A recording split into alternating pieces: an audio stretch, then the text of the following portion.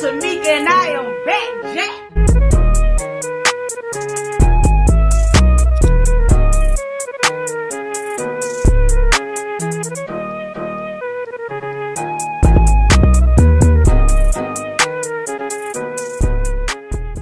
We have more breaking news. Music mogul Sean Diddy Combs is accused of lawsuit by R&B singer Cassie, claims that she was in a years-long relationship with Combs that also involved beatings. According to the lawsuit, the abuse started when Cassie was 19 years old and Combs allegedly lured her into a professional and sexual relationship. The lawsuit also alleges that he plied Ventura with drugs and alcohol, causing her to fall into dangerous addictions that controlled her life.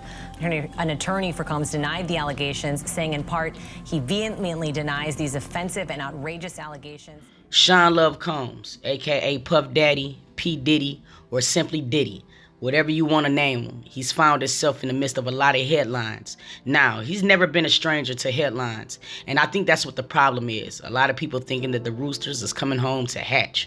Now, here's the thing. A lot of people is getting very confused on why a lot of women are coming forward now, and he's facing a lot of civil charges, but nothing criminal. I'm going to explain that before we get into the rest of this video.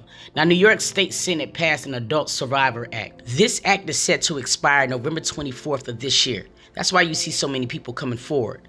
What is the Adult Survivors Act, ASA?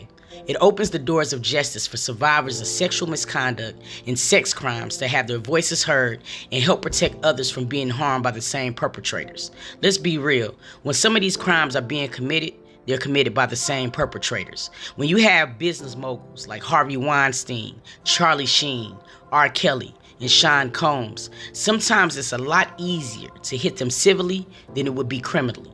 A lot of these people have police and judges and things like that on their payroll, so going through the court sometimes is not always the best way.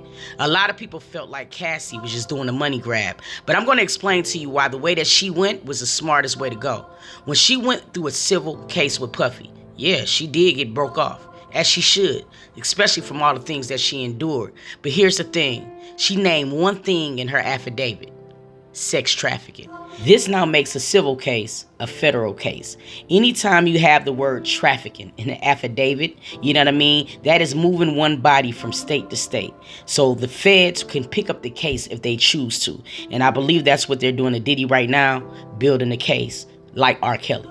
Now, before Cassie, there's been many others, and I mean many, who have come forward saying that they were allegedly done wrong by Sean Combs. And we're going to get into that because it's a long-ass list. But before we do that, let's talk about who the man is behind the bad boy logo. Who is Sean John Combs? Now, he was born in Harlem, New York, November 4th, 1969. But he was actually raised in Mount Vernon, New York, by his mother Janice Combs and his father Melvin Combs. Now, I did a lot of research about his daddy because I seen a lot of things, a lot of different things about him. Some said that he was a hustler, some saying that he was a rat, you know, and I also seen an interview with Frank Lucas, and to me, he did not really have the best things to say about Sean Combs' father. Now, I will say that he did meet his demise while he was sitting in the car, and they wet him up. So maybe the term rat is probably a little bit more relevant than a hustler. But let's be honest, hustler is definitely in Sean Combs' genes, and I believe that's why he was able to do so many artists dirty over the years. Bad boy, come out and play. You know we had to do a remix, right? Now, Puff lost his father when he was around 2 years old, and I can only imagine how it was to be a man-child growing up without your father. However, he did go to Howard University, but he dropped out his sophomore year. Now, this is when a career starts, okay? Combs became an intern at New York's Uptown Records with Andre Harrell while working as a talent director. At Uptown, he helped develop people like Jodeci and Mary J. Blige. Even in his college days, he had a reputation for throwing some dope-ass parties, you know what I mean? And this is where he met Kim Porter. Now, Kim Porter was the assistant to Andre Harrell, so that's how him and Kim even crossed paths in the first place. Now, Kim was already pregnant with Al B. Sure's baby, who we now know as Quincy, at the moment that her and Diddy started dating. And let's be real, they had an off and on relationship all the way up to the time of her death. Now, this is the thing. Since everything is starting to come out with Cassie, they're looking at her death a little sideways now. They're trying to figure out, was it in fact natural causes, pneumonia, or was it something bigger? Now, Al B. Shore did say this moments after Kim's passing. Let's take a look. He said it was the morning of the Soul Train BET pre-production. We had found footage from the morning that he had learned of Lady KP, aka Kim Porter's murder, and how I ripped the soul from his physical body. Now notice he used the term murder. He said he was on the way to film the pre-show packages for BET when he received a call from PR icon Quinny Donaldson asking if he was okay and did he hear the news. He had no clue. He said he do know very clearly that Kimberly did just not check out all of a sudden over no pneumonia. He said that's some bullshit. He said, I get into trouble. We just celebrated our son's Quincy's new deal. It's no way that she would have checked out over pneumonia. Kim know all his deepest secrets. You understand? Kim knew why he was using the butt plugs. Man, Kim probably told all that shit in her book. You understand? That up and got missing the day she died. You understand what I'm saying?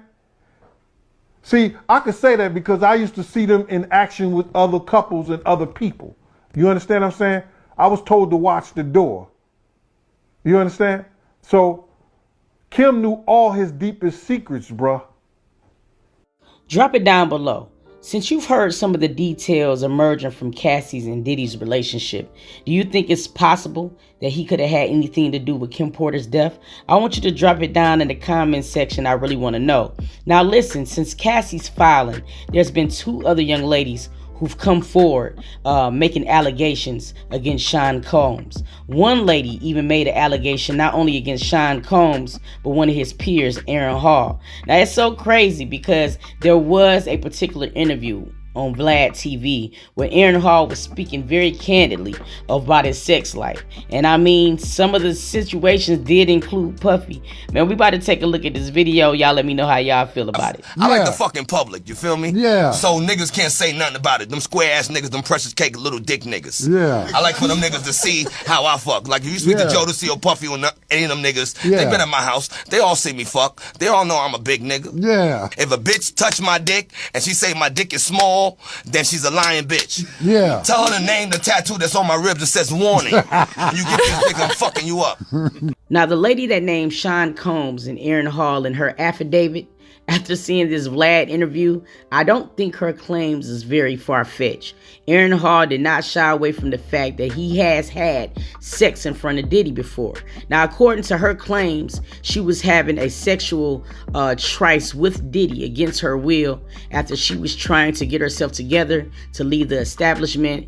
Aaron Hall then barged in and he forced and pinned her down to the mattress, and again, you know the rest. Now, look, all I'm saying is that these things sometimes can go left. You give men power, and this is what happens in some cases. People have a tendency to feel like they're invincible. Is this one of the cases with Sean Combs? I guess time will only tell. You dig me? Now, when Cassie filed, there was an interview that began to circulate with 50 Cent. He said that he in fact received compromising pictures of Cassie himself, which kind of corroborates what she put in her affidavit. However, at the time, him and Diddy was on cordial terms. He said he called him and was like, yo, is this your girl? Because the pictures was that bad. Now, according to 50, he's also made him feel very, very uncomfortable. I'ma let 50 tell it. Let's watch. It's like, yo, so yo, when we gonna get the chance to, you know, to kick it, like we could just hang out, nigga. We gotta kick it. This is Puff. Okay. He telling me we gotta kick it and shit. And he was like, yo, why don't we like go shopping or some shit? I mean, like I pay for it. And I was like, what the fuck this nigga just say? I got the fuck away from him because I was like, this nigga like the fucking. This nigga just tell me he'd take me shopping. And this is shit that goes on. But there's a little fruit. It's a fruit pile. It's a fruit pile. Trust me. You see these little weird ass pictures and shit like that out there, sitting out there for no reason. If you don't see accident pictures, it'll be like kissing niggas. Like that doesn't happen by accident. You know what I'm saying? Like, I'm telling you. I'm telling you. Look. Later you gonna find out a little shit that I'll be saying. Do you understand what I'm saying? Man, if Puffy like to wear his boxers to the back, I feel like that's completely okay. My problem with Diddy is the man that he is. I've seen so many people careers get shattered just from working with this man. In part 2, we're going to talk about the demise and the rise and fall of a lot of talented artists. These people range from Mary J. Blige, Faith Evans, all the way down to Day 26. Y'all stay tuned because this is only the beginning. How was the contract structured, and did you guys have any real say from a negotiation standpoint on? It was a you take it or leave it.